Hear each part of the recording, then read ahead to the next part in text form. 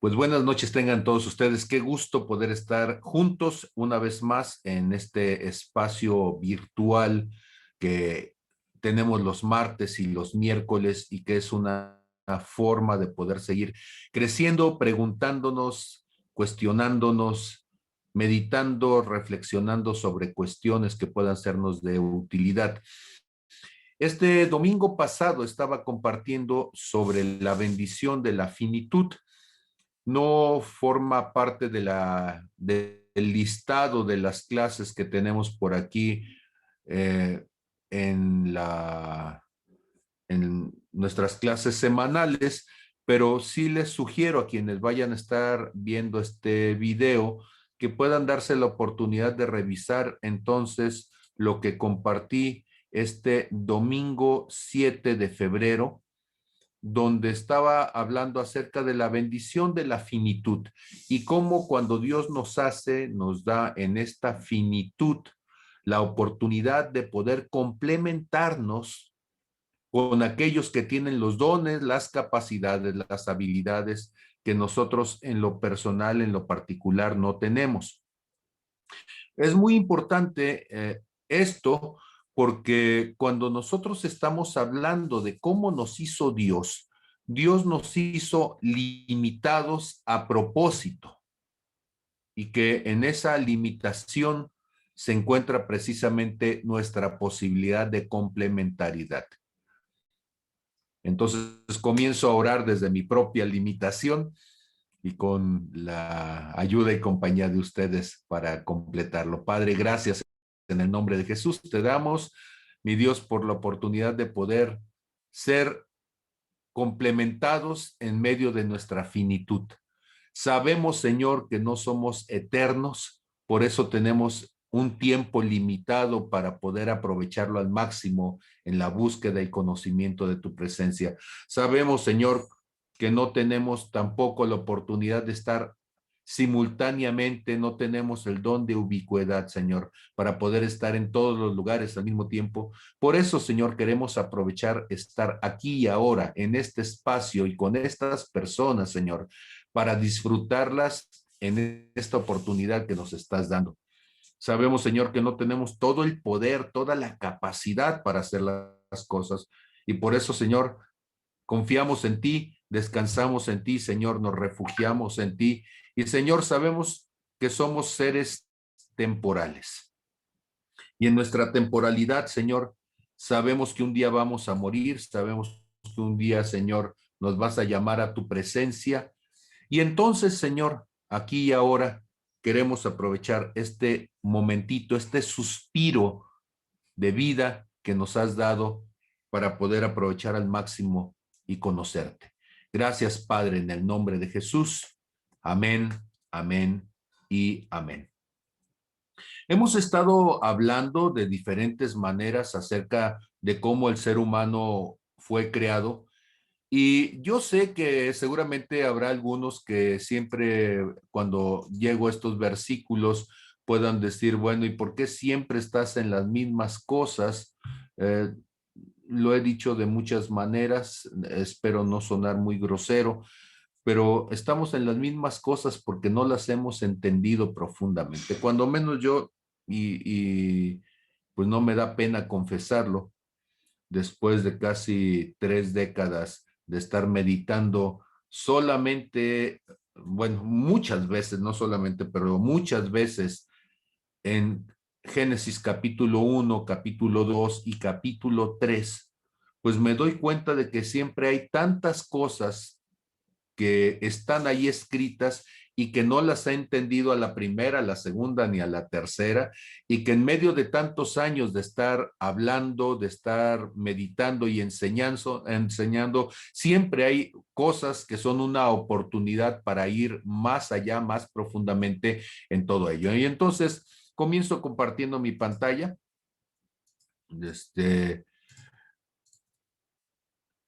Génesis 1:26 dice Dios, hagamos al hombre a nuestra imagen, conforme a nuestra semejanza y señoría.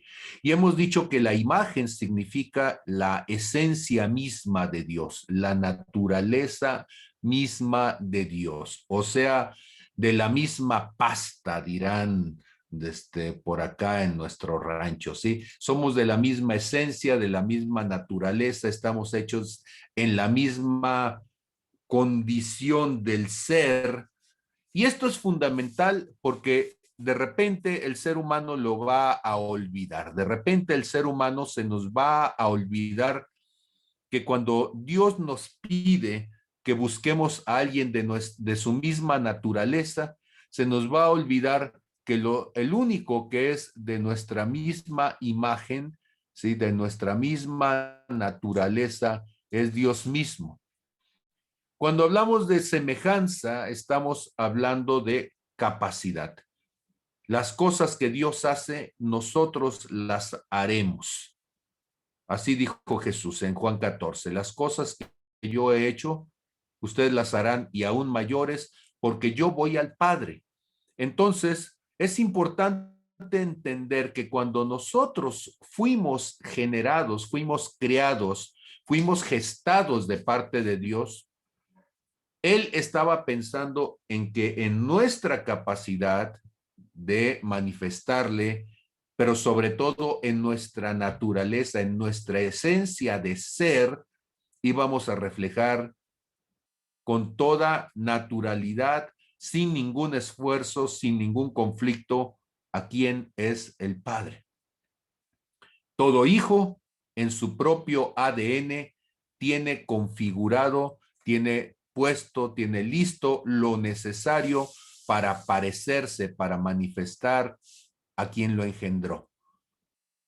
Pero nosotros, por alguna cuestión rara, curiosa, nuestra religiosidad nos llevó a perder esa dimensión. Y entonces, cuando hablamos de hacer la obra de Dios, pensamos en hacer cosas en lugar de simplemente mostrar y manifestar quiénes somos. Insisto en esto porque en un momento más quiero ir llevando a el proceso de construcción de una identidad ilusoria, una identidad que para Dios no la había hecho. Esta es una obra humana. Y yo quiero insistir en esto. Cuando Dios hace las cosas, salen perfectas. Cuando nosotros hacemos las cosas fuera del propósito de Dios, nuestros resultados generan engendros, ¿sí? Y entonces hay un engendro ilusorio, hay una cosa rara, torcida que sale por allí, fruto de nuestro deseo de ayudarle a Dios. Y bueno, pues este engendro al que nos vamos a estar refiriendo, le vamos a llamar muy arbitrariamente el ego. ¿Qué va a ser el ego? El ego es una construcción humana, ¿sí? El ego es el intento del ser humano de generar una concepción de su propio yo. ¿Cuándo comienza esa concepción de ese yo humano? Lo comentábamos este domingo. Cuando Dios pone al hombre en el huerto, ¿sí? Y me estoy moviendo por ahí, espero no marearlos. Dios pone al hombre en el huerto del Edén, dice, voy a aumentar el tamaño para que los que están viéndolo en su teléfono lo puedan ver sin problema. Dios pone al hombre en el huerto de Edén para que lo labre, o sea, para que trabaje y para que lo cuide. ¿Por qué es importante decir esto? Porque cuando nosotros hablamos del trabajo, mucha gente piensa que el trabajo es el castigo con el que Dios se puso a cuentas después de que el hombre pecó. No es verdad. El trabajo es una bendición de Dios, porque el trabajo es la capacidad creativa de Dios manifestada. Cuando Dios dijo, hagamos al hombre a nuestra imagen y semejanza, Dios trabaja, ¿sí? El Padre trabaja. Y entonces, cuando Dios trabaja, Dios hace cosas, Dios transforma cosas, Dios modifica cosas. Y entonces, Juan capítulo 5, verso 17, Jesús le responde, mi Padre hasta ahora trabaja y yo trabajo. Entonces, qué bendición poder trabajar. Trabajar es crear. trabajar es servir, trabajar es apoyar, trabajar es tomar nuestro lugar y convertirnos en el agente transformador, catalizador de Dios. Entonces, por favor, no esté pensando en jubilarse. Jubilarse es decir, ya no quiero trabajar, ¿sí? Oficialmente ya no tengo una responsabilidad.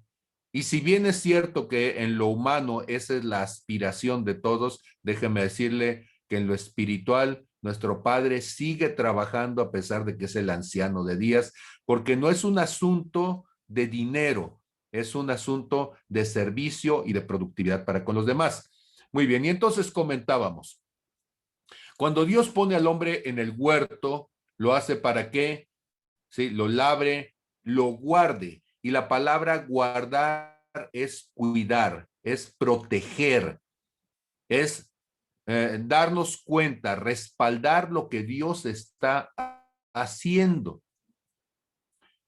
Y entonces, lo que Dios está diciendo es, toma tu señorío conmigo. Noten ustedes, ¿sí? Esto que estoy diciendo, porque cuando Dios le pide al hombre que guarde el huerto, que lo labre, que trabaje en él, lo que nos está diciendo entonces es que cumpla con lo que Dios le había pedido en Génesis 1:26, cuando dice, hagamos al hombre a nuestra imagen, conforme a nuestra semejanza, y señoríe. La palabra señorear, ya lo hemos dicho, en el griego es kurios, que es adoptar una posición de autoridad, de responsabilidad, de servicio. Yo sé que no nos están escuchando los que están queriendo el hueso para estos días, porque ya las campañas políticas de los precandidatos, y aunque son campañas solamente para los afiliados de un cierto partidito, nos las ponen a todos y nos los tenemos que tener que estar escuchando cada rato, ¿verdad? Y aunque no son oficialmente campañas para todos, le llaman a uno a su teléfono con una computadora programada para estarnos diciendo las maravillas de una persona que nunca se le ven, ¿verdad? Y entonces, pero para Dios, servicio no es eso, servicio no es proselitismo político. Para Dios, autoridad no es un asunto de salir en la foto gastándote el dinero de otros para mostrar tu bondad. Tu bondad en la autoridad de Dios es cuando tú das tu propia vida por servicio. Jesús es el ejemplo de el servicio y de la autoridad de Dios, que está dispuesto a pasar desapercibido, pero cuando hay que salir a la luz es para incluso dar su propia vida en servicio por los demás.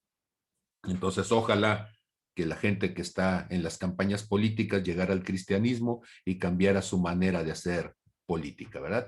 Pero bueno, dejemos esa parte para cuando nos toque decírselos directamente a ellos.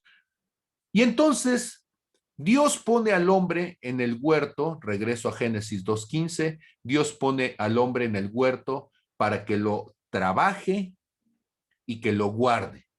Y entonces le empieza a dar instrucciones. Y como decía entonces el domingo, después de haberle dicho no comas del árbol del conocimiento del bien y del mal, le pone una limitación. Y la limitación no es porque el árbol fuera malo, ¿sí? No es porque la ley fuera mala, sino porque la ley revela lo que somos nosotros como personas, ¿sí? Cuando Dios le dice, no comerás, ¿sí? No comerás. Lo que le está diciendo es una palabra que es horrible para el ser humano y la palabra es no.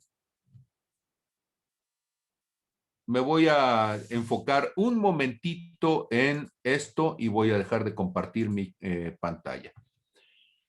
Se los he dicho muchas veces. La palabra no es una de las palabras más importantes en la clarificación de lo que una persona es. Es el test psicológico, es el test psicométrico, es el test proyectivo por excelencia. La palabra no se convierte en la primera adversidad, porque adverso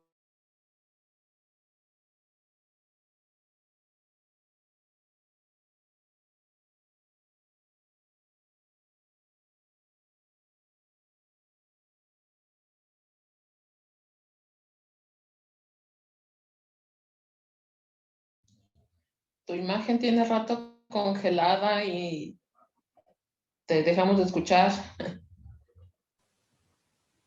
Es un viejo truco cuando se trata de dar cuentas en el trabajo, según Ah, parece. sí, sí, sí. Pero no lo desprogramé ahorita que ya no es trabajo. No, no es cierto.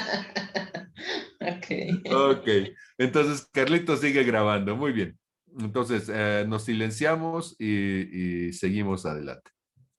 Entonces, comentaba que la palabra no es el test psicológico por excelencia, porque la palabra no se convierte en la primera oposición, en la primera contradicción a lo que el ser humano podría manifestar. Ahora, quiero que sea muy claro y por favor, si no lo estoy siendo, ayúdenme preguntándome, ¿sí? Porque mucho de lo que va a suceder en la Biblia, mucho de lo que va a suceder en nuestro concepto de Dios, va a ser como consecuencia de la forma en que se enfrenta esta oposición que Dios está poniendo delante de nosotros. No significa que Dios sea malo. No significa que Dios nos quiera destruir. La cuestión es cómo pongo una actitud, cómo resuelvo una situación adversa. El ser humano se convirtió en lo que es por su forma de responder ante la adversidad, ¿sí? Antes de cualquier otra cosa, el ser humano que había sido hecho para ser la imagen y semejanza de Dios, su forma de manifestarse ante lo adverso, lo puso en el punto donde ahora nosotros lo conocemos. ¿Cómo se forma la entidad de alguien? Ahora, cuando digo la entidad, estoy hablando de lo que se es. La palabra ente es un sustantivo. Ente significa lo que es. Entonces, cuando yo digo gato, el gato, bueno, pues ¿cómo se forma un gato? Pues a partir de otro gato, me imagino, ¿sí? O cuando eso es lo que en mi rancho me enseñaron, ¿sí? Y que los niños no salen ni de los rábanos ni de los coliflores y que tampoco la cigüeña trae a nadie, ¿sí? Porque la única manera en que alguien puede ser criatura es que surja a partir de lo que alguien más es. El Señor lo dice de esta manera en Génesis capítulo 1 en el verso 11, cuando Él dice, ¿sí? Comparto mi pantalla, ¿sí?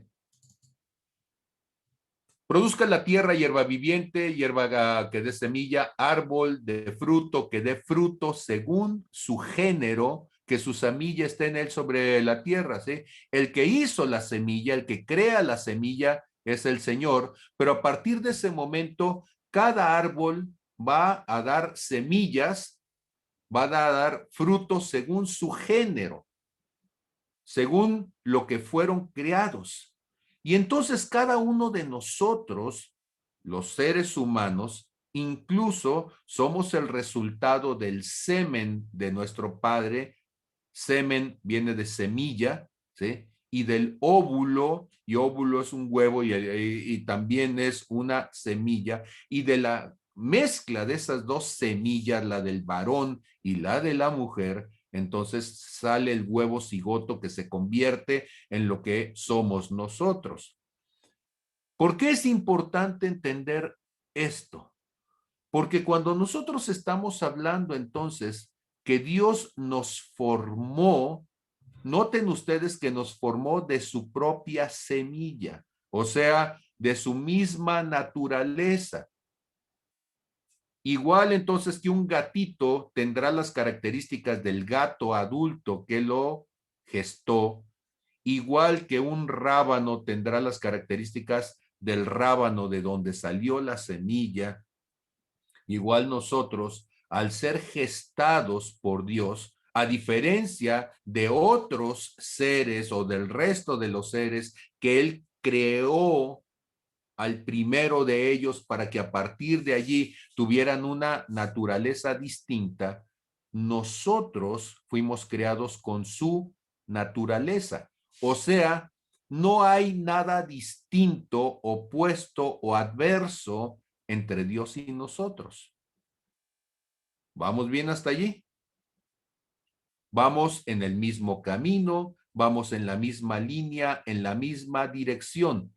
De tal manera que cuando Dios se presenta frente a nosotros, lo que nosotros deberíamos de hacer es reconocer en Dios a nuestro igual y no a alguien adverso, a alguien opuesto, a alguien distinto.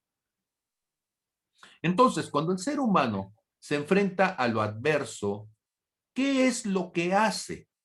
Cuando el ser humano se enfrenta a lo que Dios le dice, ¿qué es lo que hace? ¿Qué es lo que sucede? Y entonces aquí voy a abrir mi espacio para mi primera pregunta. ¿Qué haces tú cuando algo es distinto?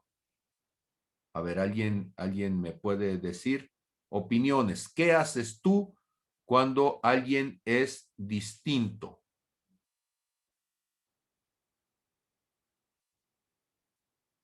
Hay manitas de participación, hay textos para decir yo le entro. ¿Quién me ayuda? Somos 30 personas. Alguno debe tener alguna opinión. O mucha vergüenza, lo cual no es de Dios. Yo, A ver, pastor, Carmen. Adelante, Carmen. ¿qué hago yo cuando alguien es distinto? Pues, ¿cómo se puede decir? A lo mejor no tanto como tolerar, sino aceptar que es distinto, ¿no? Y bueno, creo que todos somos distintos, todos pensamos, hacemos cosas diferentes, físicamente somos diferentes, en nuestra casa nos comportamos de diferente manera, cada uno de nosotros. Y bueno, pues yo creo que se debe respetar siempre la forma de ser del otro y aceptarse tal cual es. Y en donde no puede aceptar uno, si es algo que a veces sí me ha pasado que hay cosas que se me hace muy difícil aceptarlas y trato de alejarme un poquito de, de esas personas o de esas situaciones. Ok, algo de lo que dijiste, Carmen, es la respuesta que estaba buscando que alguien nos pudiera dar y ahorita le doy el espacio a Dulce a ver si nos da otra más. Una cosa que dijiste es, cuando no puedo aceptar que alguien es distinto, me alejo. ¿Sí? Yo no sé si a otros les pase lo mismo, pero Carmen nos dice, trato de acercarme, trato de ser empática, trato de entender, pero si algo me es difícil, me alejo. Dulce, por favor. Abro mi micrófono ya. Buenas noches.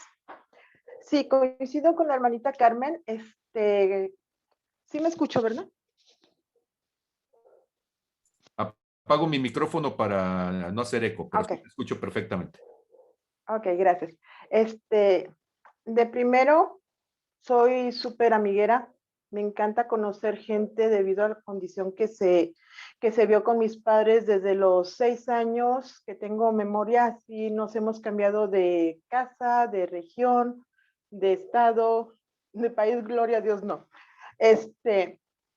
Y siempre traté por conocer a las personas, por tratar a las personas. Hubo ocasiones en que sí me fueron condiciones adversas, que hubo situaciones en las que yo no era simpática. Y entonces, bueno, dejaba de agobiar a la gente con mi presencia, de que mírame, aquí estoy, aquí estoy, aquí estoy. Y me alejaba, pero procuraba estar en atención para qué es lo que pudiera yo lograr usar para apoyar a esta persona, la cual era mi objetivo, tener su amistad. y me prestaba para apoyar, para ayudar una situación en la comunidad, ingresar en el mismo equipo. Ya veían que yo, pues siempre me dijeron que tengo una cara de ¿qué me ves? Entonces trataba de quitarme esa imagen, no sé si sea bendición norteña o chilanga, sabrá Dios. Y siempre luché por quitarme esa imagen, pero respetando, porque todas somos personas que tenemos diferentes circunstancias de crianza, venimos de familias muy diferentes, somos un gran surtido, me encanta salir, bueno, cuando nos permitían salir y sentarme a tomar un café, a ver gente, ver la diversidad de lo que maravillosa creación de Dios, de cómo somos todos tan distintos pero tan iguales y no lo sabemos, no lo captamos. Entonces, a mí me gusta aprender porque todos tenemos algo para enseñarles a los demás y me gusta enseñar. ¿Por qué? Por lo mismo. Entonces, ya salvo que fuera una persona que verdaderamente fuera completamente contraria a mí, entonces sí me alejaba, pero optaba por indirectamente, si necesitaba un apoyo, una ayuda, a estar ahí para él. Ok, ahora, cuando tú dices todas estas cosas, ¿sí? Y lo cual está muy bien, pero si me puedes puntualizar tu actitud específica cuando alguien es distinto. Aceptarlo. Aceptarlo tal cual es. No puedo interferir, no puedo cambiar, no puedo hacer nada. Lo acepto. Inclusive su rechazo, lo acepto. Tiene todo el derecho. Bueno, ahorita. Lo procuré, pastor, siempre. Ya sí, definitivamente a los 15, si alguien me jaló por ahí los cabellos y no me aguanté, respondí también jalando cabellos. Ya sí, señor, dame oportunidad de pedirle perdón a esta chica. Ok, okay, entonces dices, yo lo intento, estuve a favor traté por el máximo posible de mantenerme allí. Ok, voy a darle el espacio a Fer y luego a Patti. Sí, ok, gracias. Cuando algo me es adverso, me molesto, cuestiono, digo por qué y después veo la manera de cómo llegar a algo, ¿sí? Porque cuando me niegan algo, mi actitud humana es generalmente decir ¿por qué me niegas algo, ¿sí? Y trato de confrontar y todo. Yo lo vería desde ese punto de vista porque están hablando bueno, esto lo digo en el planeta Tierra. En el mundo ideal, pues diría lo otro. Sí, ahora, gracias, Fer.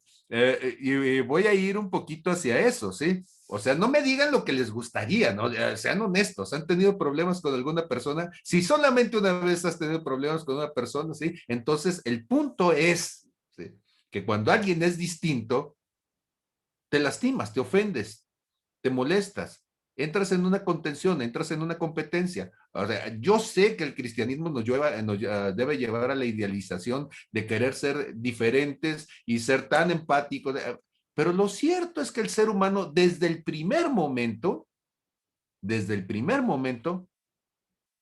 a manifestar una dificultad a lo que es distinto a lo que él quiere.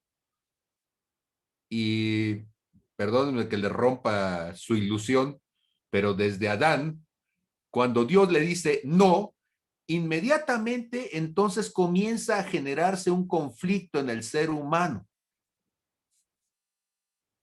Porque si el ser humano nos fuera fácil la empatía, nos fuera fácil identificarnos con lo que alguien nos está diciendo cuando es diferente a lo que nosotros esperamos, aún siendo nuestro mismo Padre eterno, el hombre no hubiera pecado. Y entonces comenzamos a generar una serie de posibilidades, de alternativas, y empezamos a decir, ¿por qué no? Bueno, ¿cuáles son las razones por qué no?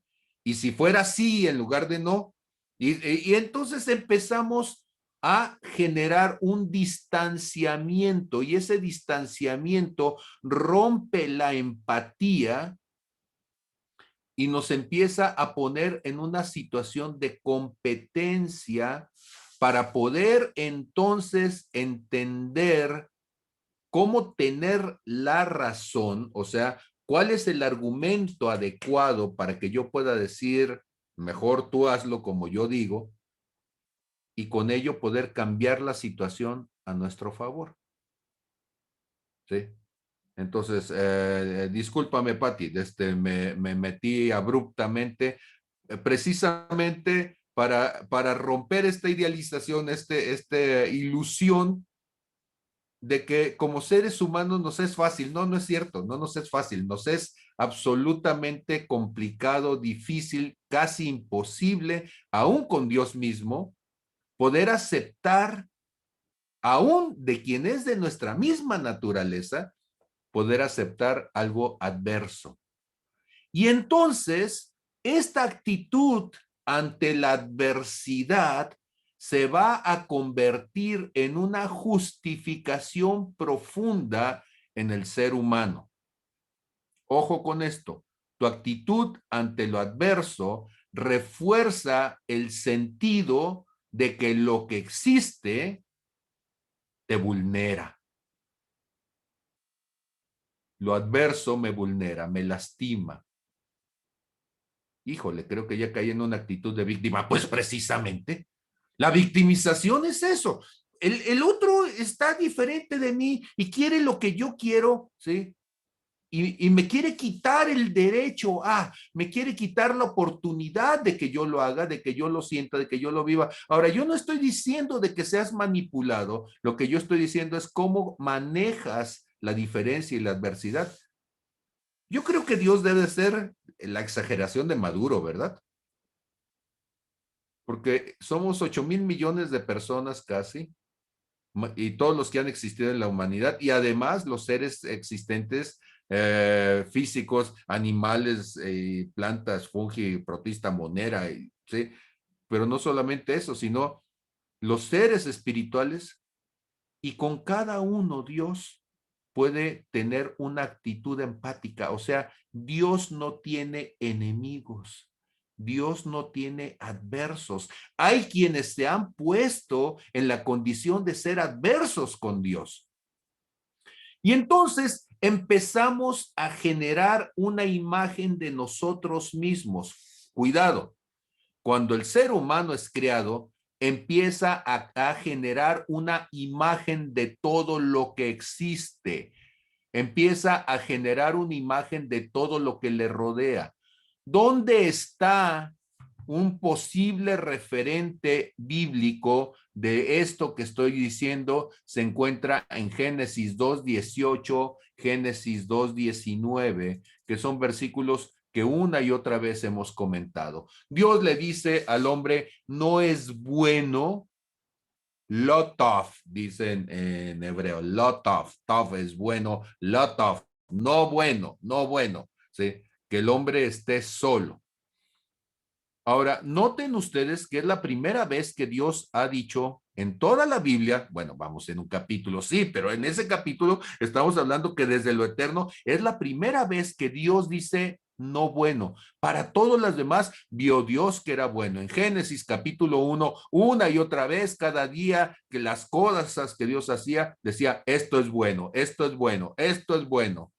Y cuando hace al hombre, dice, es sobremanera bueno. Exageradamente bueno. Pero cuando el hombre está allí, el hombre está en una posición, en una condición personal, donde ahora se siente solo. A ver, ya me perdí. ¿Qué más pasó aquí? Génesis 2:17, Dios le dice, no comes, no, y ahora es que Dios no me quiere. Nada más le dijo que no. Y ahora el hombre se siente solo. No hay versículo intermedio, no hay situación, no hay ataque demoníaco, no hay un mover espiritual. No, simplemente le dijeron no. Y cuando Dios le dice no, todas las tragedias del mundo se empiezan a gestar en el corazón del ser humano y el hombre está listo entonces para comenzar a destruirse a sí mismo y destruir lo que Dios le estaba diciendo. Noten ustedes, y por eso les digo que tantas décadas leyendo yo este pasaje y apenas Dios como que me está quitando el velo. Digo, ay, Padre, si esto me lo hubieras dicho desde el principio. Cuando Dios le dice al hombre no, el hombre, su reacción es decir, entonces tú no eres igual a mí. Ojo. Cuando Dios le dice al hombre no, entonces el hombre se sitúa en una condición de opuesto.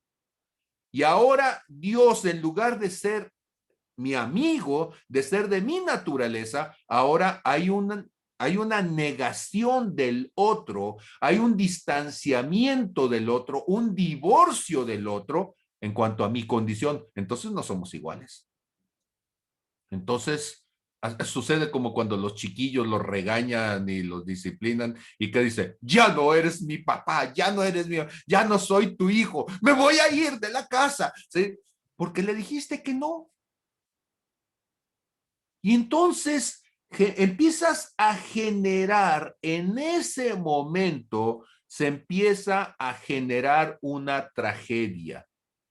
El hombre comienza a formar una imagen de sí mismo, donde esa imagen de sí mismo lo aleja de la imagen de Dios. Ya no soy tu imagen, ya no soy tu semejanza. Y empiezo a crearme entonces una imagen ficticia. ¿Por qué ficticia? Porque el hecho de que mi hija, si se enojaba y me decía, bueno, nunca lo hizo, pero si se enojara y lo dijera, ya no soy tu hija, ¿eso es suficiente para que ya no fuera mi hija? Eso es una ficción. Pero ahora en esa ficción empieza a crear una irrealidad.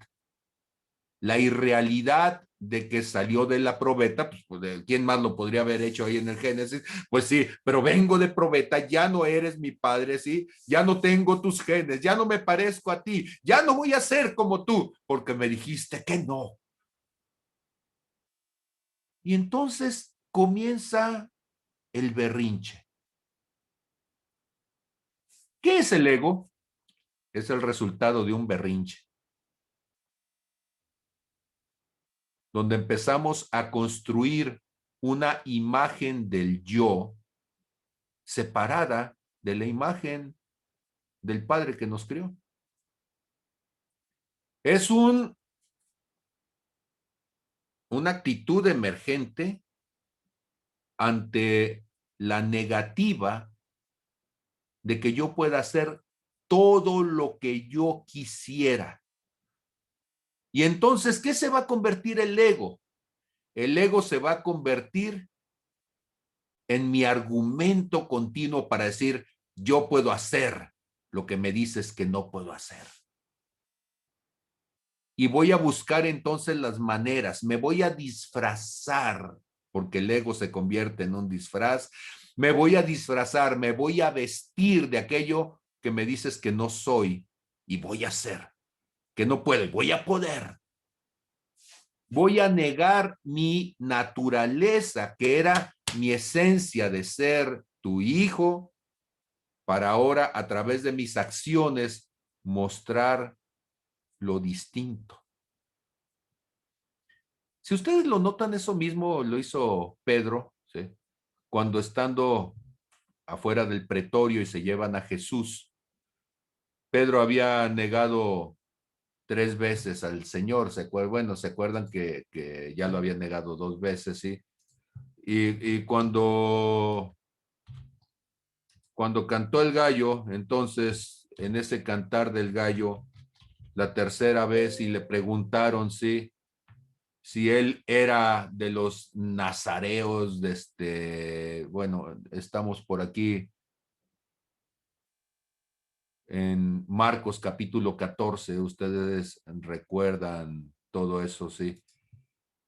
Y Pedro, hablando acerca de estas cosas, hay un momento en donde Pedro le dicen, tú eres nazareo, ¿verdad? Sí, tú también estabas con ellos, ¿sí? Y él lo niega y dice, no, no soy, no lo conozco, no sé ni lo que dice, ¿sí? Ahora, verso 69, y la criada viéndole otra vez comenzó a decir, ¡hey! Este es uno de ellos, ¿sí? Y entonces Pedro, verso 70, lo negó otra vez y poco después los que estaban allí dijeron otra vez a Pedro, verdaderamente tú eres uno de ellos porque eres Galileo y tu manera de hablar es semejante a la de ellos.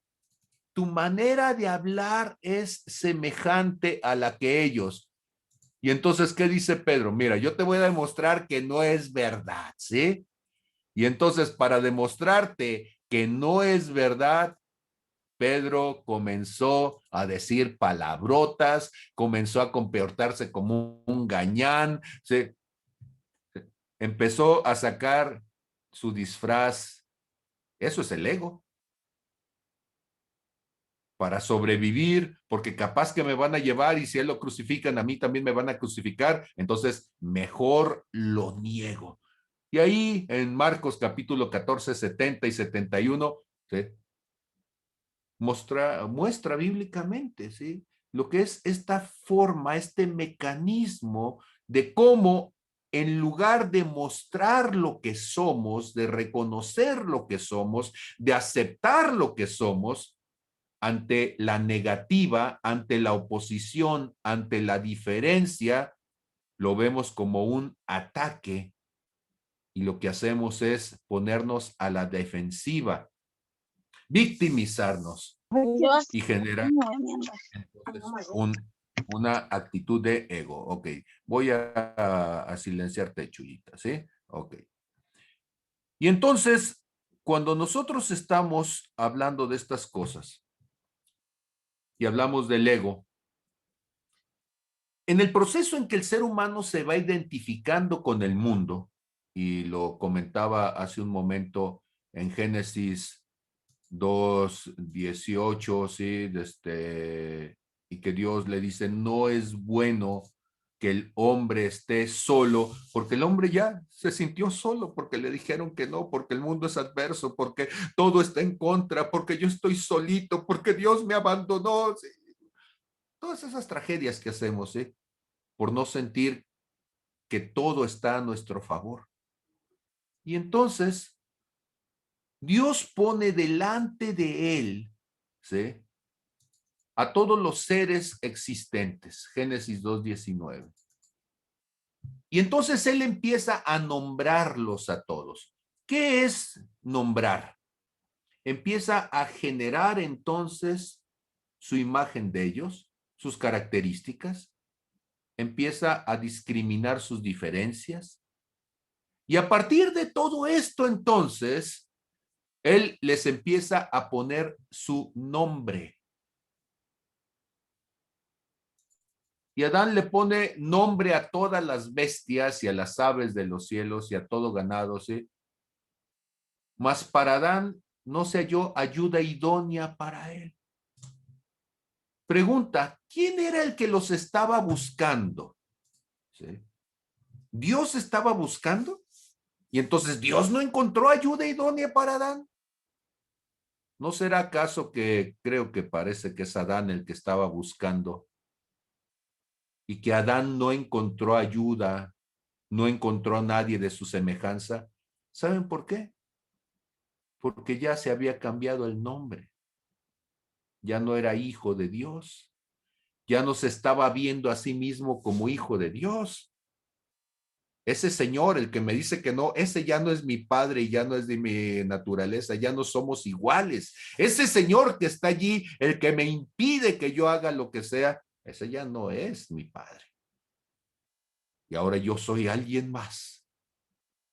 el primer hijo del pueblo en la historia de la humanidad, allí, tirado fuera de casa, viviendo abajo de un puente. No había puentes, pero ya lo andaba buscando para vivir abajo del puente.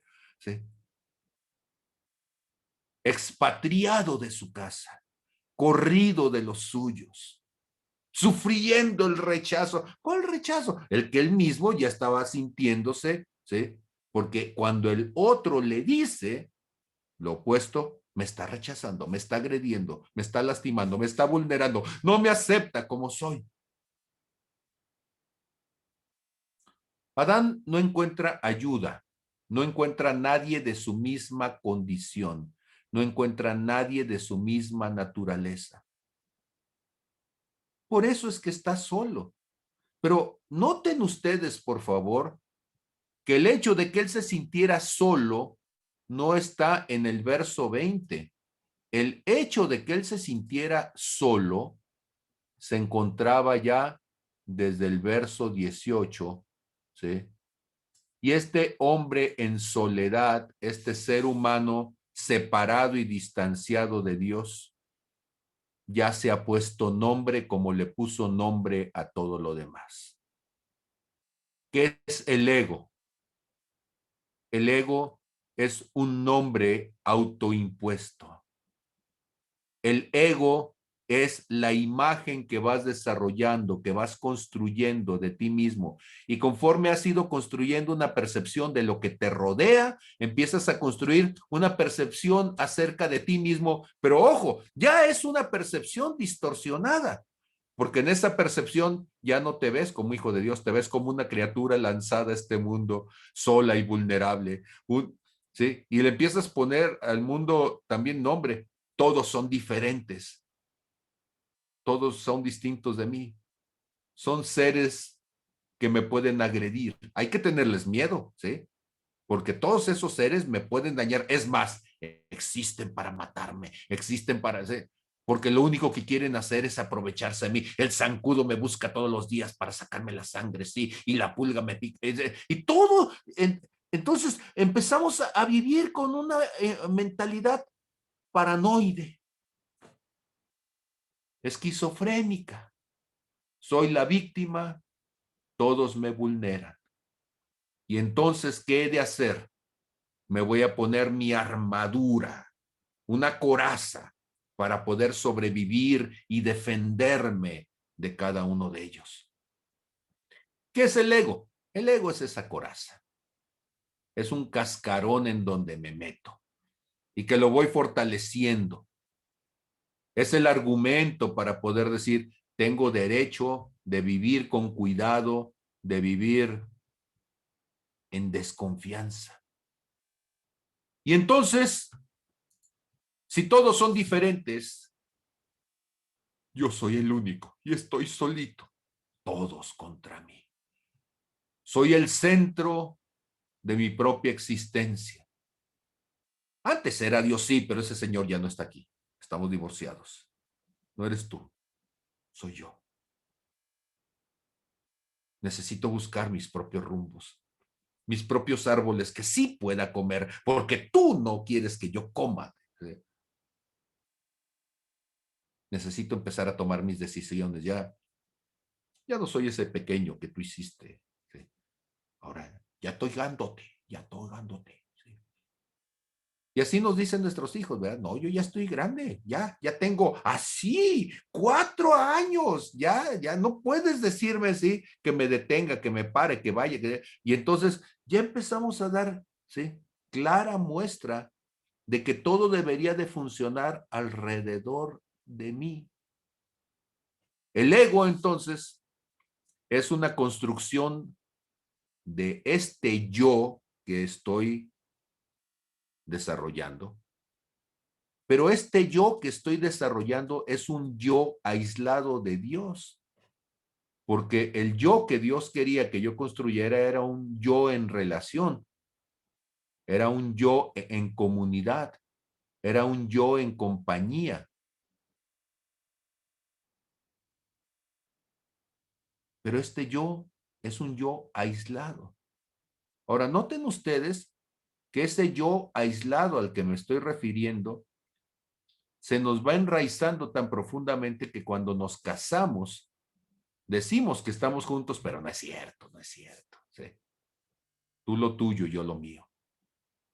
O sea, no nos logramos fusionar, cada quien en lo suyo, cada quien sus intereses, cada quien su manera de ver las cosas, y nos pasamos toda una vida en competencia para que finalmente el otro se someta a este yo. Ahora, yo lo voy a ir diciendo desde ahorita, porque seguramente esta clase va a tener que irse más lejos, apenas voy en mi segunda línea o tercera de las cosas que hay que decir. Pero el yo no es el enemigo. ¿Sí? ¿Por qué el yo no es el enemigo? Porque si el yo es una vestimenta que yo me he ido elaborando, si el yo es una cobertura que yo me he ido poniendo, es como agarrar de enemigo un calcetín. Y entonces el calcetín es mi enemigo porque huele feo, ¿sí? Bueno, los hombres que siempre usamos zapatos cerrados, ¿sí?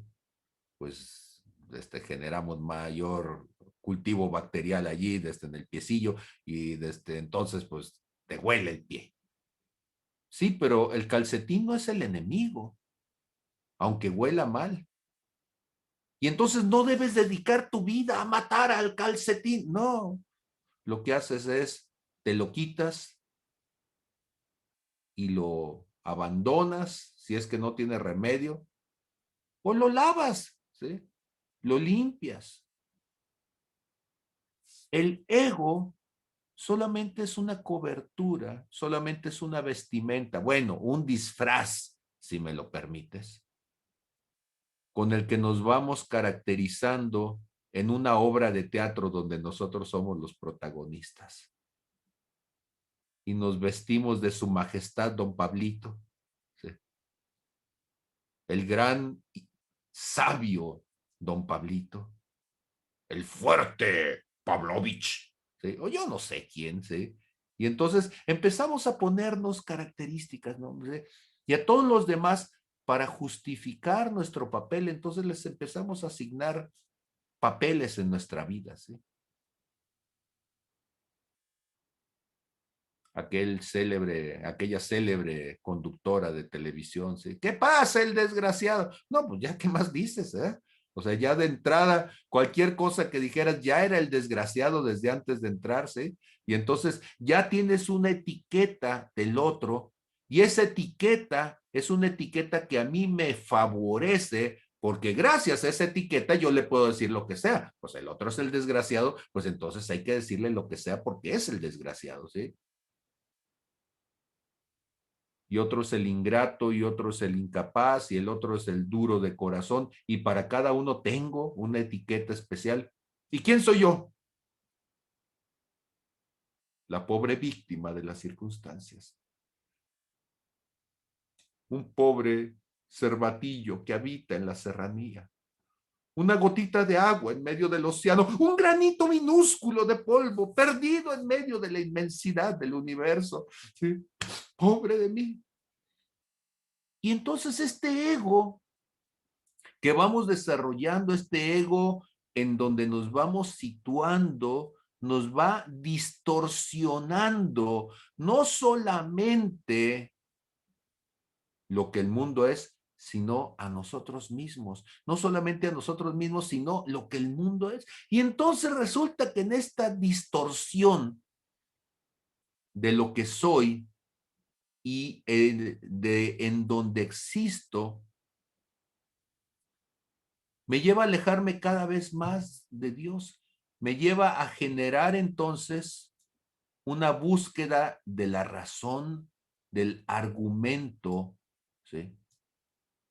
Para que yo pueda entonces hacer las cosas a mi manera. En 1 Corintios capítulo 13, 1 Corintios capítulo 13, ¿sí?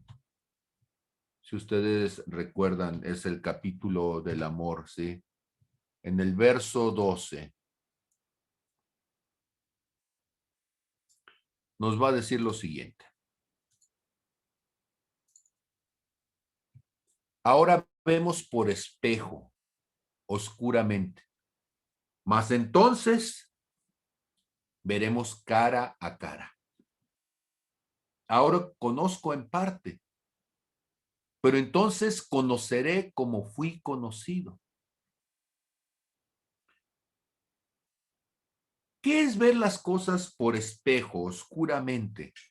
Es verlas desde el sesgo de la irrealidad, de una visión limitada. ¿Se han dado cuenta ustedes que nosotros, nuestra visión de todas las cosas es parcial? O sea, yo no conozco a nadie que habiendo sido un niño haya podido entender todas las cosas que sucedían en ese momento desde la perspectiva ya no solamente de él como niño, sino de sus padres, de los abuelos, del lugar circundante y demás. Entonces, crecimos viendo nuestra propia experiencia y van a decir, pues no podemos hacerlo de otra manera, claro. Pero cuando nosotros en claves llevamos a una persona a ser ministrada, una de las cosas que hacemos es pedirle que vaya, que Dios le lleve al momento, a la circunstancia de lo que estaba viviendo y que pueda entender qué estaba sucediendo en el corazón de cada uno de los que estaban allí. Que pueda entender qué había sucedido en sus vidas para llegar allí. Que pueda entender qué estaba pasando con el corazón de Dios cuando estaba allí. Y de esa manera, entonces, cambia nuestra perspectiva profundamente en un momento.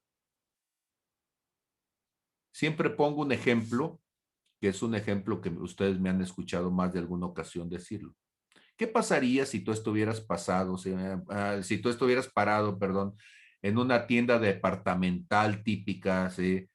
En la calle, o quizá dentro de la tienda mientras hay mover de la gente, ¿sí? Tú estás viendo algo que te llama la atención en un aparador y en ese momento sientes que alguien te pega, ¿sí?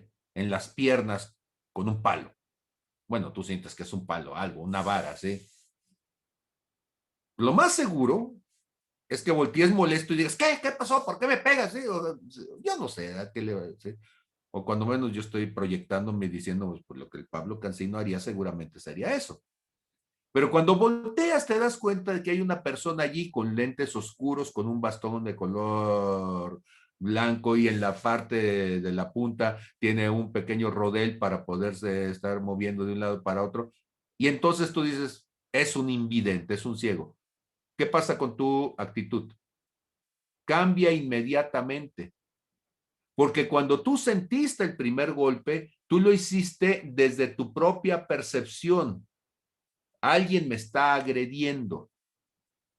Pero cuando volteaste y lo viste al otro desde su condición, desde su limitación, entonces generaste una actitud empática y dijiste, él es un ciego, seguramente no me vio, lo cual es evidente, ¿sí? Y entonces, si no me vio, pues no sabía que quizá estaba allí. Yo estaba parado, no estaba haciendo ruido, él estaba con el bastón queriendo ubicarse para poder pasar y me lastimó sin querer. Entonces, el cambio de percepción para ver al otro no como distinto, sino verlo desde su propia condición, y al verlo desde su propia condición, ¿saben qué sucede? Ya no somos distintos, nos iguala. No somos diferentes, somos iguales. Somos seres en una condición determinada, llevados por una historicidad, llevados por nuestras emociones, por nuestras heridas, por yo no sé por cuántas cosas más, ¿sí?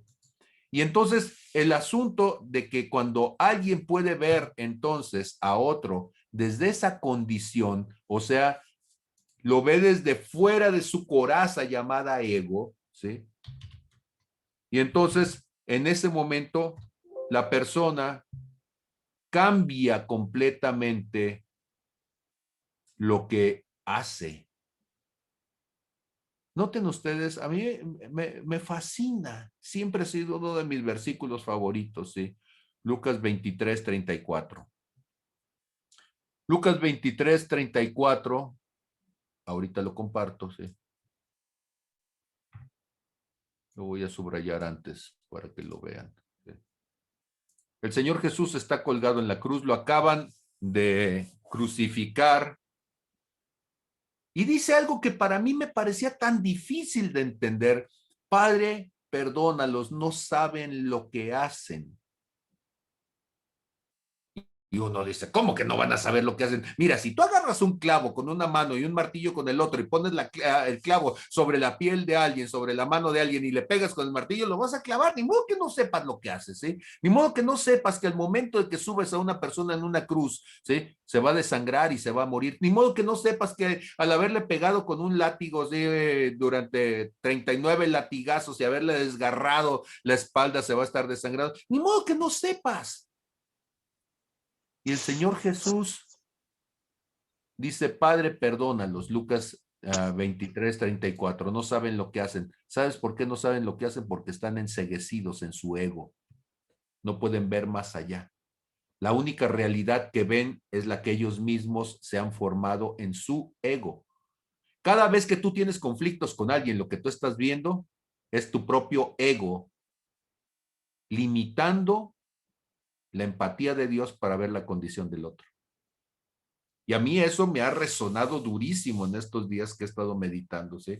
Señor, es que no has visto lo que él hace. Y dice, sí, el que no lo ves eres tú, porque tú estás cegado por tu ego, ¿sí? Tu ego te ha vuelto aislado, te ha distorsionado la realidad y no puedes ver lo eterno, solamente ves lo temporal. No puedes ver lo plural, solamente ves lo individual, que es lo tuyo. No puedes ver lo compartido porque solamente te interesa lo que es valioso para ti. El único valor que existe es el tuyo, ¿sí? Lo único relevante es lo tuyo.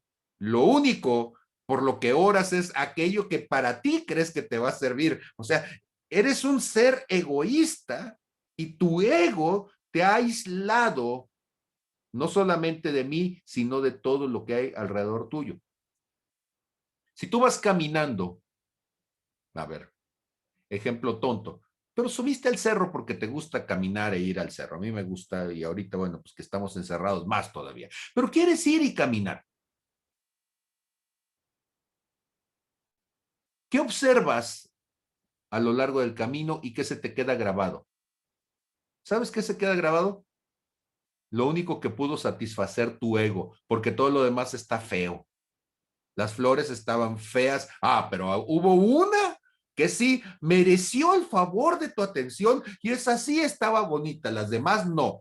Todo el zacate estaba sucio. Ah, pero hubo un pedacito, que ese sí, que cumplió con tus expectativas, con tus estándares, con tus parámetros, que logró llegar al nivel de tu hijo. No quiero decir barbaridades, ¿eh? Pero somos tan grotescos que el mundo no nos merece. Solamente las florecillas, aquellas que sí me merecen. Solamente los pajarillos, aquellos que sí me merecen. Los zanates no. Ay, porque esos están prietitos. Ay, pero los que están de colorcitos, esos sí. Los días en donde ni sudo, ni me tengo que poner, esos son los días hermosos. Porque si es más caliente o más frío, esos no. ¿Sí? Si tiene entonces muchas escamas, no. Si tiene muchas plumas, no. O sea, no. Queremos vivir en un mundo artificial a la medida de nuestra propia miseria. Y entonces, ¿qué es lo que hace el ego? Eso, nos convierte en criaturas miserables.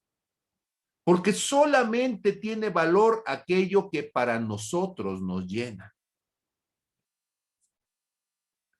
Vemos a la creación y la creación ya no es parte de nosotros. Nos sentimos solos en medio de un mundo lleno de tantas cosas. No hay nada por qué vivir, aunque el mundo esté lleno de cosas que podemos hacer. Estamos perdidos por una cuestión de propósito, cuando hay tantas cosas que podríamos dedicarles el resto de nuestra vida para rescatarlas y hacerlas habitables y hacerlas que recuperen su capacidad, su hermosura, su plenitud. El ego entonces nos va convirtiendo, ¿sí?, en algo, decíamos, alejado de eso. Fíjense que estaba formando un acróstico. No sé si a ustedes les gustan los acrósticos, a mí me gusta jugar con las palabras, ustedes lo saben, ¿sí? Y entonces, ¿qué es el ego? El ego, la E es un engaño, la G que genera o orfandad. Ego, un engaño que genera orfandad. Y entonces el ser humano comenzó a sentirse huérfano y como huérfano, pues empezó a crear su propia historia, ¿sabes? Porque siempre nuestra historia nos justifica y se vuelve un mito. ¿Qué es un mito? Es algo que raya entre la realidad y la ficción. Porque hubo niños pobres, pero ninguno como Pablito. Era el más pobre de los pobres. Y además sufría porque le pegaban. Toda la escuela hacía fila para pegarle a Pablito, ¿sí? De veras era cierto. Pues había un chiquillo al que no le caía mal seguramente y eso sí, pero toda la escuela no, ¿sí? Y entonces empezamos a generar el mito de la pobre criatura desvalida que un día tuvo que defenderse porque el mundo era tan agresivo y entonces empezó a sonar a los demás, porque nadie lo defendía. Bueno, pues así me dijo Dios hablando de mi vida, ¿sí? Y entonces, desgraciadamente, si no nos damos cuenta, hay un momento, hay un punto en donde nuestra historia deja de ser una historia para convertirse entonces en un mito griego, una odisea, donde tenemos que salir a alcanzar el vellocito de oro. Yo no sé si ustedes han escuchado la historia de Ulises y de cómo tuvo que ir con los argonautas y todas esas, y entonces, oímos el canto de las sirenas y estamos haciendo un montón de cosas. Realmente, si viéramos nuestra vida desde donde Dios la ve, diría, pues fuiste una criaturita típica como muchas otras en este mundo, ¿sí? Y seguramente si empezamos a quitarnos todas esas vestimentas, esas máscaras que nos pusimos, entonces podríamos ver la vida de una manera distinta. Hace un momento decían la palabra persona. A mí me gusta romper nuestras ilusiones. Quiero romperles la ilusión, porque, bueno, el ego sí es viene de la palabra persona, ¿sí? Resulta que per significa a través de. Sona viene de sono, que es sonido. Y en el teatro griego, los actores se ponían unas máscaras que eran unas máscaras que tenían, bueno, de hecho, acuérdense ustedes que en el teatro griego todavía no había cámaras. Yo sé que eso era como que tan tonto. No, pero tú tenías que ver entonces al actor desde muy lejos. ¿Y cómo lograr entonces identificar cuál era la gesticulación del actor? Pues no podías hacerlo y entonces hacían máscaras con gesticulaciones artificiales que de lejos pudiera darse cuenta que estaba contento, que estaba triste, que estaba enojado, que estaba asustado. Pero la boca de la máscara era un altavoz, era como un tubo donde al momento de hablar se magnificaba el sonido de la voz. Y entonces, en realidad, la parte más importante de la máscara no solamente era que se viera la actitud, sino que además se escondiera esa cornetilla que le ponían a la máscara para que entonces al hablar sonara en un espacio que era espacio abierto, sin sistemas de sonido, y que entonces ellos pudieran llegar con su voz al público. Persona significaba que sonara a través de la máscara. Por eso, quienes interpretaban un papel se les llamaba personajes. Y el papel que estaban interpretando era una personificación de alguno de los que estaban en la historia. ¿Saben qué es el ego? Es tu personaje. Entonces, el ego es el personaje, o sea, esa vestimenta teatral a través de la cual hablamos y entonces traemos la máscara del feliz. ¿De veras estás feliz? No, pero es la que te tocó. ¿Cómo estás? Bien, te estás muriendo, se estás divorciando. ¿Y cómo estás, hermano? En bendición, hermano. ¿De veras? O bueno, capaz que es la máscara del hipócrita también, no sé, ¿verdad? Y entonces estás diciendo lo que no vives, estás mintiendo porque tienes que mentir socialmente para ser aceptado. O tienes la máscara del gruñón porque gruñir, mostrarte colérico, violento, dominante, hace que la gente no se te acerque para lastimarte, cuando en el fondo eres un conejito asustado. Sí, pero si digo que soy un conejito me van a sonar, entonces muestro que soy un león y a todo el mundo le grita y todo el mundo dice, ¡ay, aléjate del león! ¿Sí? Y entonces digo, ¡ay, ay, ay! Tenía miedo de que me hicieran algo. ¿Sí? El personaje en el que te convertiste es tu ego. Ahora, como he estado diciendo y tengo que terminar la clase, el ego se formó, se comenzó a estructurar a partir del momento en el que recibimos ese no como respuesta. La adversidad, la confrontación, una realidad distinta a la que anhelábamos, nos empezó a hacer que buscáramos las formas, las maneras de escondernos detrás de un personaje, para con ese personaje justificar una acción que de otra manera sería injustificable. Ese personaje entonces lo empezamos a llevar a partir de allí. Y me vas a decir, pero es que yo no me acuerdo cuando dice, ¿sabes qué? El llanto es la primera evidencia de que cuando nacimos el mundo era adverso, era agresor. Porque todo dolía. Imagínate, fuiste formado en el hábitat materno, en la matriz de tu mamá, y era un espacio donde todas tus necesidades habían sido suplidas sin necesidad de que tú las buscaras intencionalmente. Todo era así. Pero cuando encuentras tu espacio en el mundo, cuando naces en el momento del alumbramiento, comienza el dolor del no. Porque ahora para respirar tengo que aspirar, ¿sí?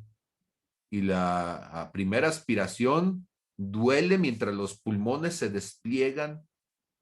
Antes no tenía que pedir de comer, pero conforme tengo que comer, me duele el estómago por el hambre y tengo que llorar para que me hagan caso. O sea, este mundo no entiende nada. Tengo que estar forzándolos para que me den lo que necesito, ¿sí?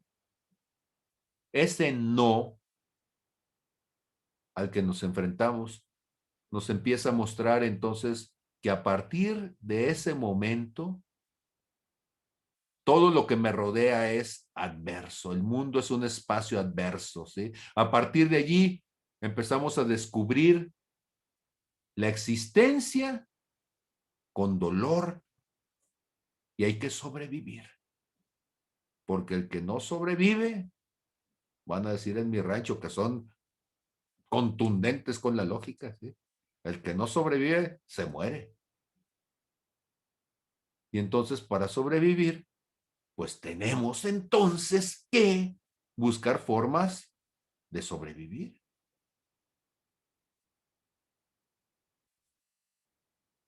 Yo sé que cuando hablamos de cuestiones evolutivas en la iglesia nos suena muy raro, ¿sí? Pero ¿sabían ustedes que los animales para evolucionar tuvieron que desarrollar, por ejemplo, la tortuga tuvo que desarrollar concha, ¿sí? El caimán pues tuvo que desarrollar unas escamas gruesas y unos colmillos grandes.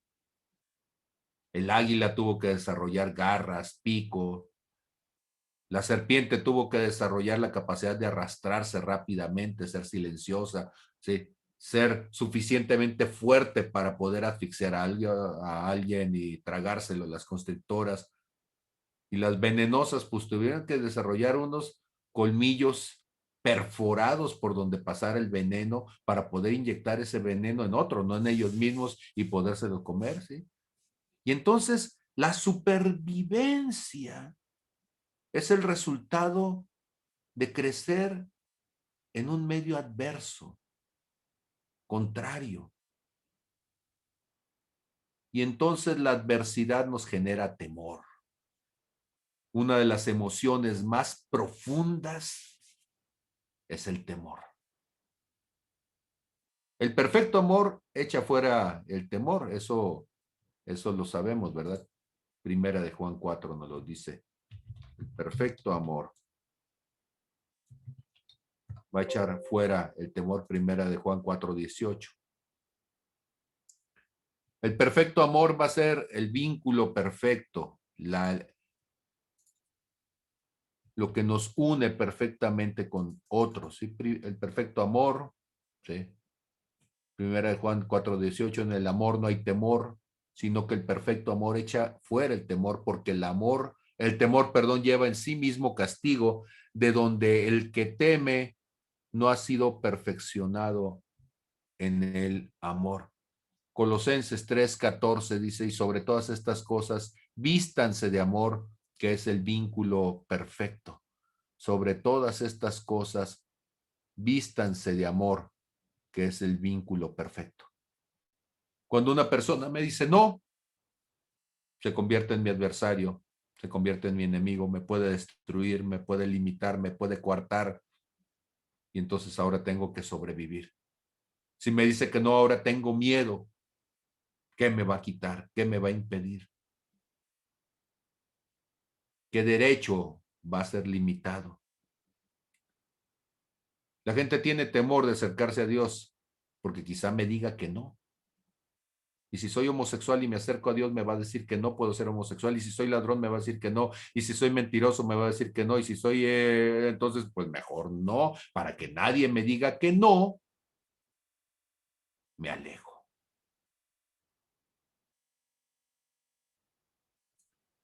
El ego, entonces, es la concreción de tus temores. El ego es la máscara para ocultarte de todos tus temores, de tus rechazos, tus fobias, y para poder sobrevivir con ellos, ¿verdad? El ego es el engaño que tú te has hecho y que tú te vas construyendo para simular que no pasa nada, que no duele nada, que no hay temor. Decía primera de Juan 4:18, me gusta primera de Juan 4:18, porque lo que significa entonces es que si yo llego a encontrarme con el perfecto amor, ya no tengo necesidad de un ego. No tengo que luchar con el ego. Tengo que encontrar el amor, porque el amor nos quita el temor y entonces podemos desnudarnos de las caretas. No hay que quedar bien, no hay que defendernos, no hay que buscar entonces hacer algo, simplemente es ser quienes somos. Amén, amén y amén. En este momento entonces abro el espacio, tengo por allí a las 9:57 que Carmen quiere compartir. Entonces, adelante Carmen, si puedes abrir tu micrófono, por favor.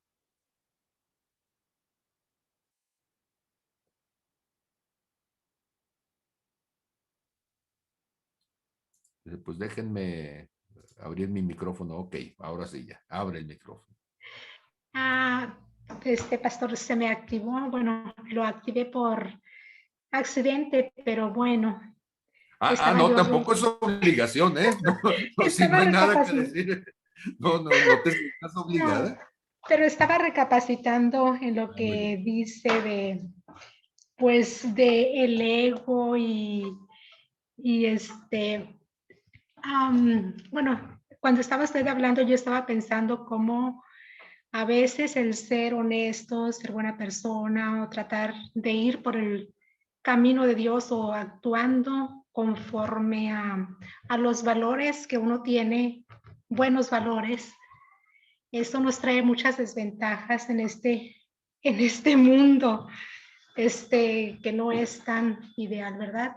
Porque la mayoría de las personas hoy actúan a veces con mucha alevosía, con mucha ventaja, con mentiras. Y bueno, a veces yo muchas veces en lo particular me he sentido, o sea, eh, pues que no me va tan bien porque la gente que actúa mala, la gente mala, pues no sé, como que termina a veces pisoteándome, o no me va bien, o sea, lo digo porque he tenido bastantes problemas legales, ¿verdad? Y ahí es donde me ha ido bastante mal. Pero bueno, es mi forma de ser y así seguiré siendo. Sí, Carmen. Santiago capítulo 4, verso 4. Lo que nos va a decir es que si no sabemos que la amistad del mundo o la amistad con el mundo es enemistad contra Dios. Cualquiera, pues, que quiera ser amigo del mundo, se constituye en enemigo de Dios. Ahora, nosotros debemos de buscar ser buenas gentes, no tanto por si la gente lo reconoce o no lo reconoce, ¿sí? Porque este es un asunto entre Dios y yo. En este momento es cierto, aquí en este mundo, ¿sí? Si te agarra Beitia, pues te va a sonar y te va a querer quitar y todo, ¿sí? Pero este mundo es temporal, sí. O sea, realmente lo mal que nos puede ir en este mundo por ser buena gente es poco comparado con lo que mal que te puede ir en el otro mundo por ser mala gente, ¿sí? Y entonces, el cristianismo está basado en una visión de lo eterno y en una relación para con Dios. Cuando nosotros tomamos lo que está sucediendo con otros, en este caso los que obran mal, los que se aprovechan del país, los que se enriquecen a costa de los demás, ¿sí? ¿Cuál debe de ser nuestra actitud? Pues yo sé que va a sonar raro, pero decir con misericordia, Padre, perdónalos, no saben lo que hacen, ¿sí? No saben en lo que se están metiendo. Y más que ponernos en una posición de jueces, ponernos en una condición empática con Dios y decir, bueno, Señor, tú conoces, tú sabes lo que el otro hace, tú sabes lo que yo estoy haciendo, yo lo estoy haciendo con la mejor actitud, tratando de ser testimonio, y quizá mi actitud, aunque para muchos puede sonar tonta, se convierta en el motivo de salvación para una persona que en su necedad, sin darse cuenta, está sembrando destrucción para sí mismo y para su familia. Entonces, nuestras actitudes a la larga pueden ser la forma, el medio de salvación, el medio de transformación, no solamente para una persona, para una comunidad y, ¿por qué no?, para una nación también. Es a lo que Dios nos ha llamado allá en Hechos 1:8, cuando dice que seremos testigos, testigos de Dios, no testigos en un juicio legal necesariamente, ¿sí? Seremos testigos de cómo, de que Dios existe, de que Dios es amor, de que Dios se manifiesta. Y créeme, yo he andado también en situaciones legales incómodas y aunque en ese momento la tentación es querer comportarte como ellos, siempre creo que Dios nos lleva a buscar imitarle a Él, no al mundo. Ok, alguien más. Gracias. Sí, Carmen.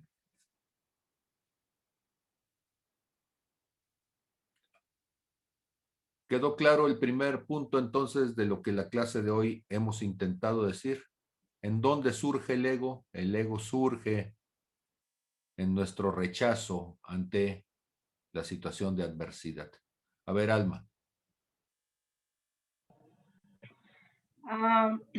Mm, Me vino a la mente ahorita un incidente que tuve hace poquito, cuando mi hermano se perdió.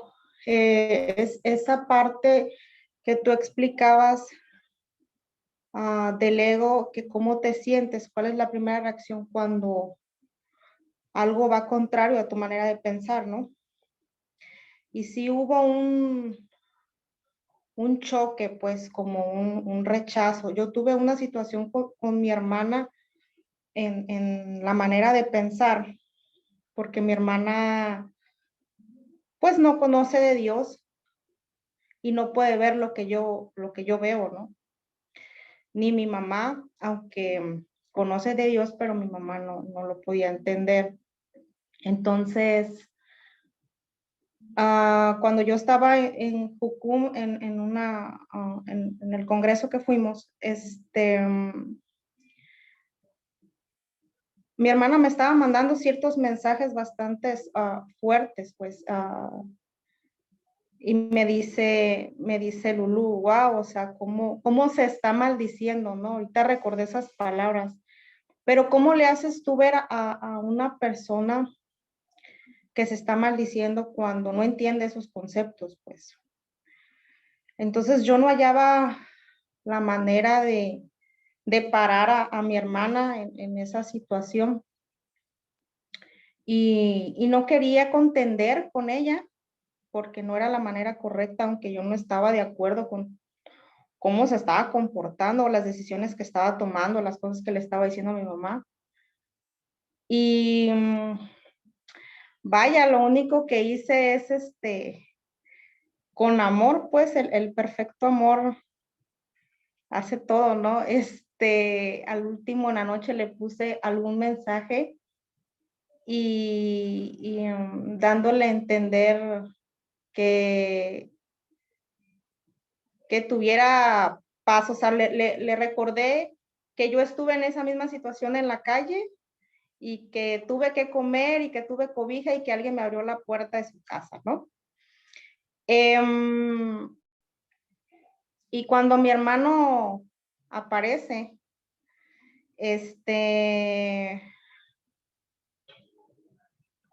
mi hermana dice, es una coincidencia, ¿no? Pero yo sé que muy profundo de su ser, yo sé que yo le dije en esas palabras, mi mamá tiene razón.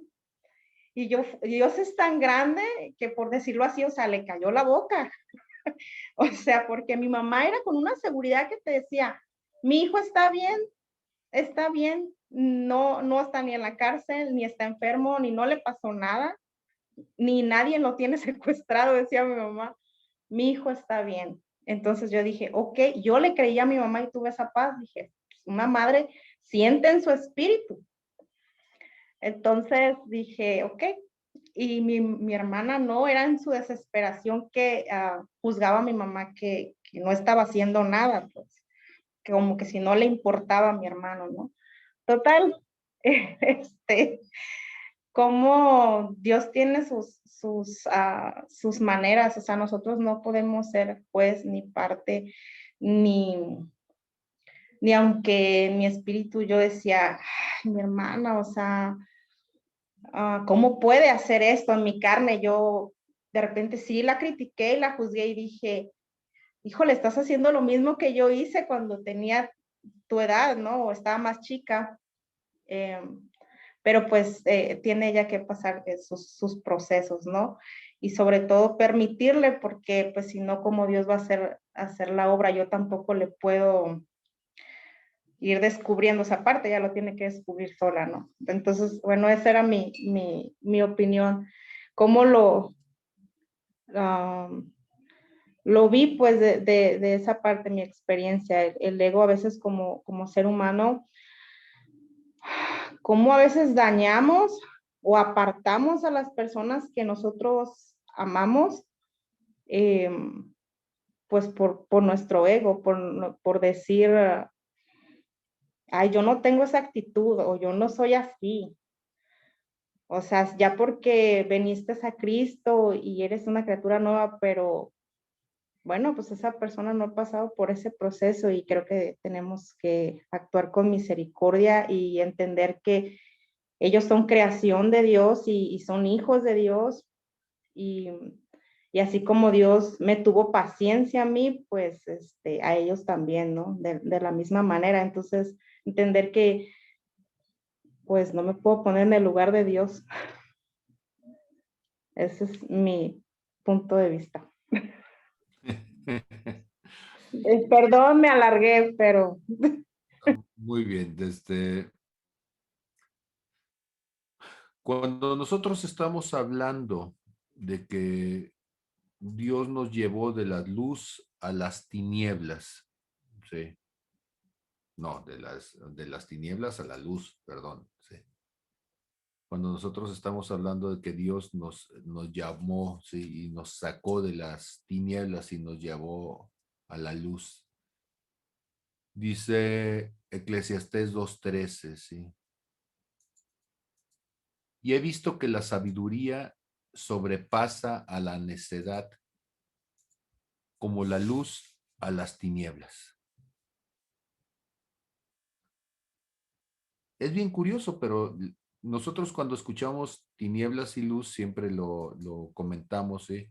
Pensamos que las tinieblas es lo contrario a la luz. No, las tinieblas es simplemente la ausencia de la luz. Y cuando la sabiduría llega, la sabiduría tarde o temprano se manifiesta sobre las tinieblas, sobre la necedad, ¿sí? Toda persona nacimos en necedad y toda persona necesitamos tarde o temprano tener nuestro propio proceso de encuentro con la verdad. Si ustedes me lo permiten decirlo de esta manera, yo creo que verdaderamente no podremos decir que alguien se ha encontrado profundamente con la verdad hasta que no sea capaz de quitarse el calcetín mugroso que es el ego. Mientras tanto, seguimos de alguna manera atados a una falsedad, atados a la mentira. Y entonces, el reconocer que algo no es verdad, exhibirlo, denunciarlo en nosotros mismos, decir, ese no soy yo. Dios no me hizo para ser egoísta, Dios no me hizo para ser iracundo, Dios no me hizo para ser rencoroso, Dios no me hizo para ser depresivo, Dios no me hizo para estar amargado, Dios no me hizo para ser violento, mentiroso, yo no sé para cuántas cosas que son máscaras con las que nos ocultamos. Y en el momento en que reconozca que el fruto del Espíritu en mí es amor, gozo, paz, paciencia, benignidad, bondad, fe, mansedumbre, templanza. Ese es el rostro de Cristo en mí. Y yo fui hecho para eso, yo fui hecho para manifestar su gloria, yo fui hecho para manifestar su amor, yo fui hecho para manifestar el fruto del Espíritu.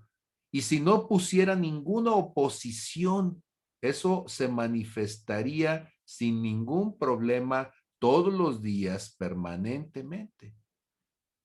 Y entonces, cuando batallo yo para manifestar el amor, en realidad con lo que estoy batallando es con esta coraza que es mi ego, que me lo apropié, que lo construí, que lo desarrollé.